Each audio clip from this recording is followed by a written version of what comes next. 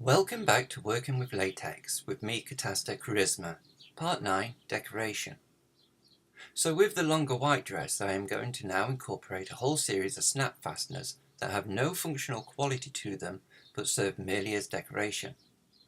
After this, I shall be incorporating trim, which will serve two purposes, both functional and decorative. What I'm about to demonstrate then is, like shortening the dress, adding a collar and cap shoulders purely optional. When it comes to the shorter black dress, I have added no additional decoration. The snap fasteners I have chosen to place down the seams of the front region of the garment, from the shoulder to the hem.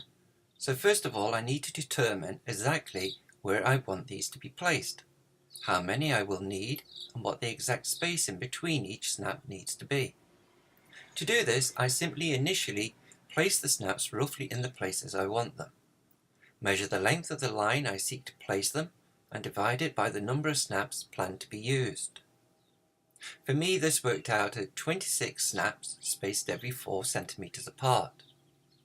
If you do like me, then keep in mind that you will need some space at the shoulder for producing a seam and at the hem for adding trim, whether this is to be decorative or not.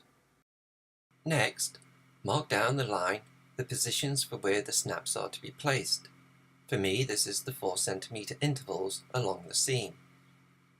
I can now begin to incorporate the snaps.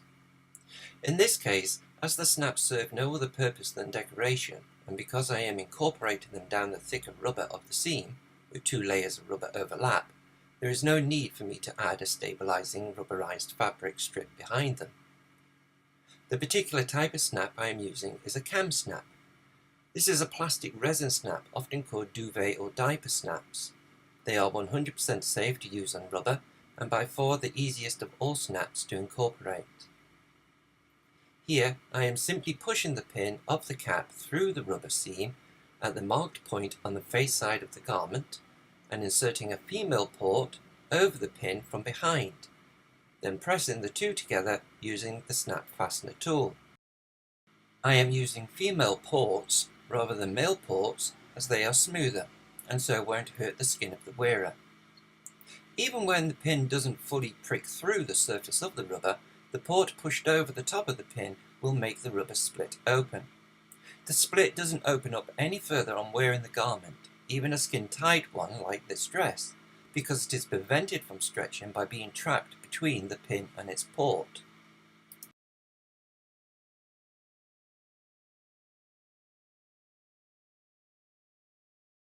Rather than incorporate one snap at a time, one can often save time by pushing a whole series of pins through the rubber and inserting the ports over them before then squeezing with the snap fastener tool. The pin and port will often stay together before being permanently sealed just by gripping the rubber.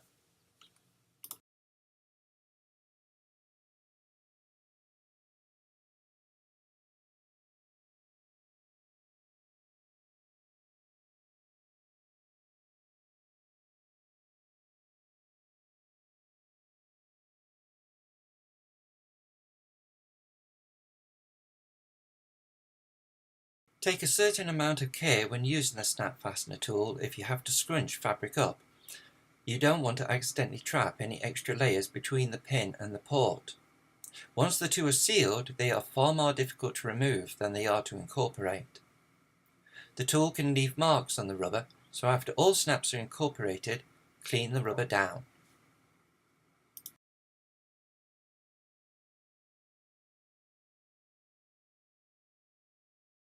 My next task is to add trim. My aim is to have thin strips of trim that will follow the seams of the front and back sections, go around the hem of the dress, around the neckline, and twice around each armhole as tram lines. To calculate how much trim I will need, I then take measurements along these areas. I know that the width of the roll of rubber sheeting from which my trim will be cut is 93 centimeters. I know I will need just over this 93 centimeters to go down both seams for the front and back sections, so 4 strips there plus an extra one. I will need 1 strip for the hem, 1 for the neckline, and 4 for the armholes. I am also going to cut 1 extra for the collar that will come later on.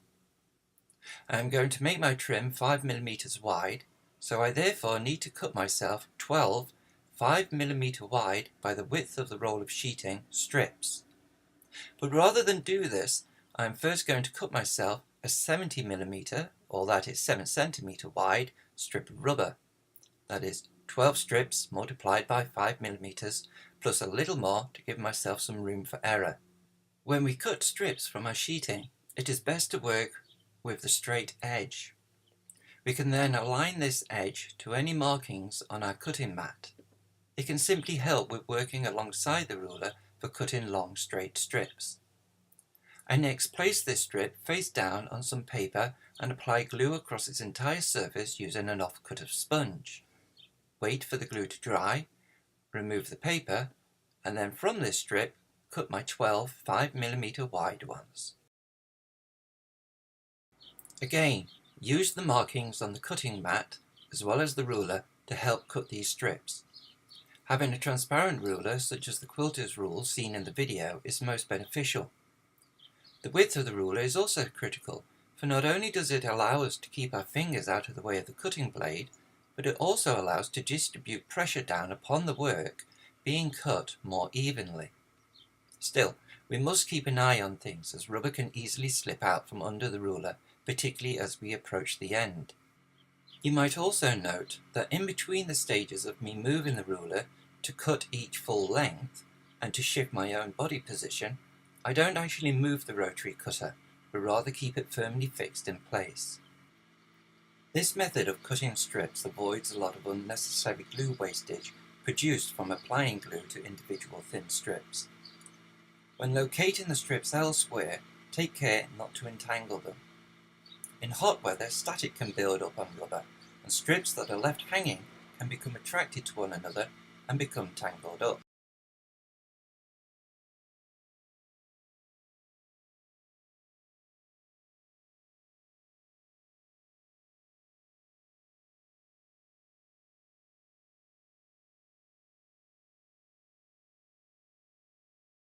After cutting the strips, I place paper under my garment where the application of glue might spill over onto the work surface, so in this case at the hem, neckline and armholes.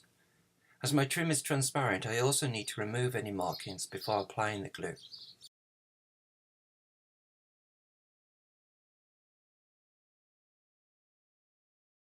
The width of the glue lines are 5mm, but in fact I tend to apply it a little wider.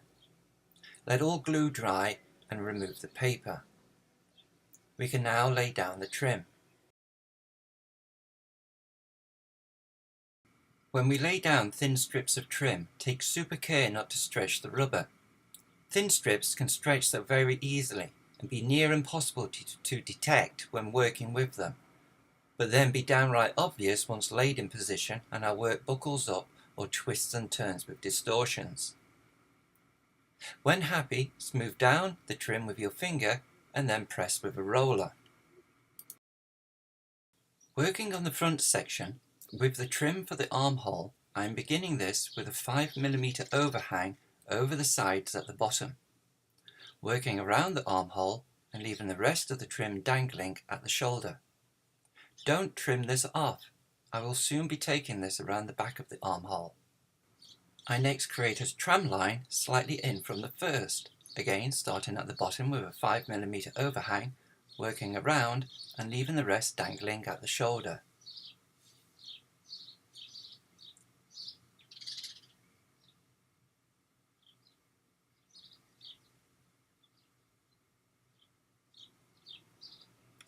For the neckline, I fold the trim in half by simply dangling it over one finger to determine where its middle is. This then aligns to the middle of the neckline, is worked out either side, and the remains of the trim again left to dangle past the shoulders. I am working slightly in from the neckline edge because I have to take into account that this is a seam for including the collar later on. After pressing any trim, clean off any residual glue.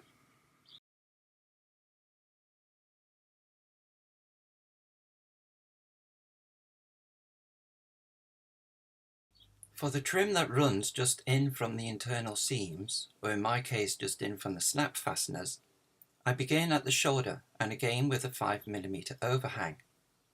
I take the trim fully down until it runs out, but I don't fully lay the end into place, but allow it to remain loose.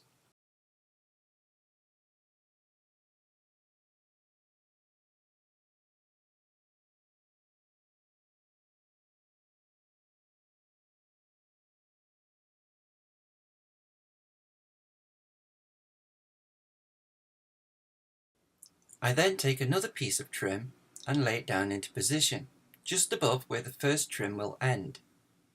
Take this second piece of trim down to the hemline, cut off the excess, apply glue over its starting and finishing points, and allow the glue to dry before then returning to overlap the first piece of trim over the second one.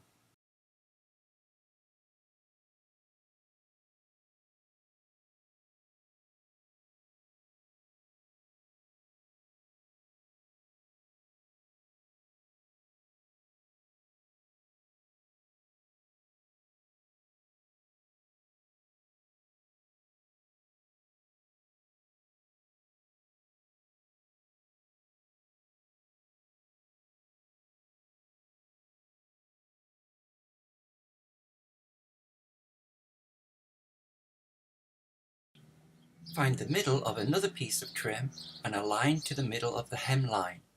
Lay out towards both sides of the dress and allow the remains to dangle. Press everything with a roller and clean down any remaining glue residue.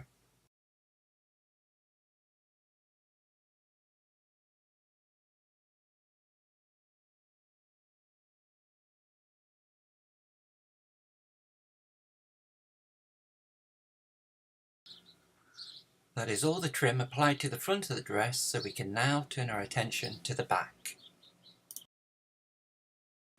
Take the back section of the garment and place it face up on some paper. Apply glue lines for the trim around the armholes, neckline and hem. Don't worry about the internal seams quite yet. Take the front section of the garment and place it face down with some paper under the shoulders. Apply a 6mm wide glue line across all shoulder seams of both front and back sections. Allow the glue to dry and remove the paper. Overlay one front shoulder seam over the corresponding back shoulder seam. This is a flat seam rather than a shaping seam, so there is no need to flip the work back and forth between different working perspectives. Start the piecing by aligning the mid-front seam that runs down the dress with the back one. You may learn that the ends of the shoulders don't end smoothly. This is okay. Simply trim the excess away.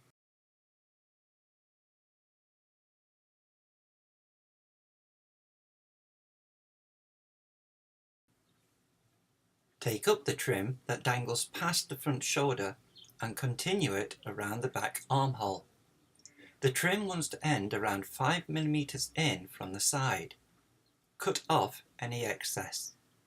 Repeat for the second piece of armhole trim that forms the tram line. Repeat again for around the neckline.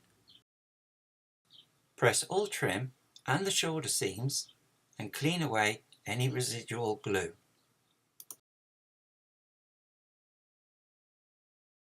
Repeat the whole process by now joining the second shoulder seams together.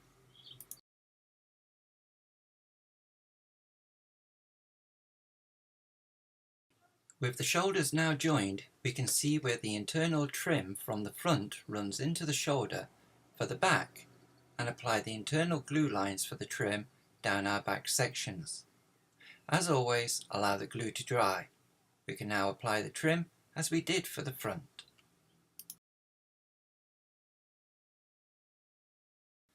When we start the trim at the shoulder, just slightly peel back the front trim so that the back trim can start underneath it.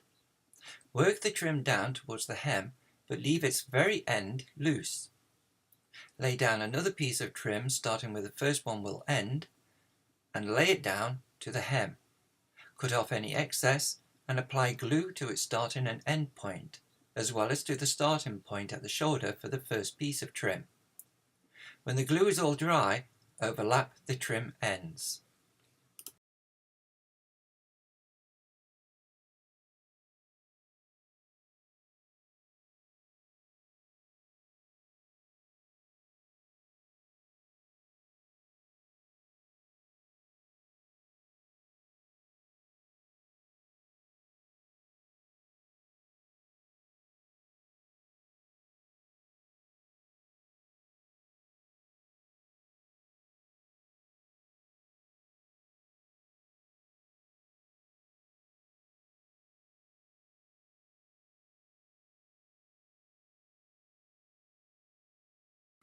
Press all trim with a roller and clean off all residual glue.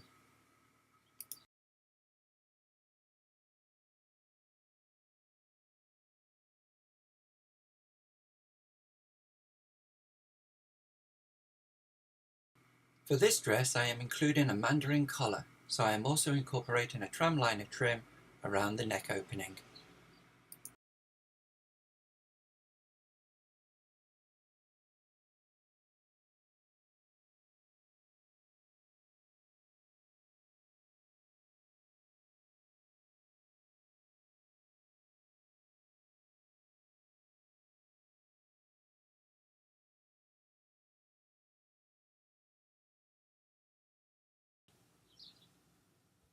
That's it for the decoration. We still have some dangling trim left at the hem, but this will wrap around to the back at the very end of making the garment, as will be seen in an upcoming video for the short dress. Unfortunately, the remaining footage for the long dress didn't record, but full instructions for the incorporation of the mandarin collar will be found in the manual. Otherwise it follows the exact same route as the black shorter dress from now on. Join me again for part 10, where we will be looking at the incorporation of the Eton collar and the cap shoulders into the shorter black dress.